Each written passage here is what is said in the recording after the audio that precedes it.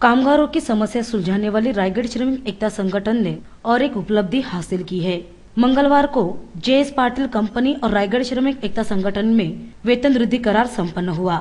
इस करार के अनुसार JS Patil company में काम करने वाले सफाई कामगारों को 1,500 रुपयों की बढ़ोतरी की गई है, जिससे कामगारों में काफी खुशी का माहौल है। इस वेतन वृद्धि करार के लिए लाल ब्रिगेड संगठन के अध्यक्ष राजेंद्र पाटिल, रायगढ़ श्रमिक एकता संगठन के उपाध्यक्ष अरविंद कासले, एडी पाटिल तथा जेएस पाटिल कंपनी के अधिकारी उपस्थित थे। इस दौरान इस करार के बारे में राजेंद्र पाटिल ने विस्तृत जानकारी दी।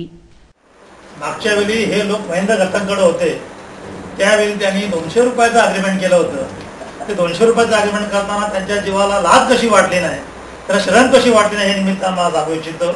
आणि हा अग्रीमेंट आपण असा केलाय की ह्या अग्रीमेंटचा अद्याप 6 महिने कालावधी महेंद्र गटांचा होता, शिल्लक होता कालावधी, तरी सुद्धा कामगारांच्या सफाई कामगारांच्या वतीने आपण कंपनीला प्रेशराइज केलं आणि कॉन्ट्रॅक्टरना जेपीना जेएस पाटलांना सांगितलं की तुम्हाला हे अग्रीमेंट अक्षय करावंच लागेल आणि त्यामुळे आमच्या विनंतीने मान देऊन एक चांगलं अग्रीमेंट केलं।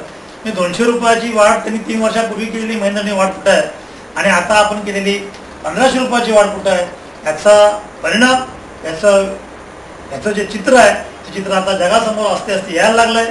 महेंद्र भट्टांच्या या अशा नावांना आपण कुठेही थारा द्यायचा नाहीये।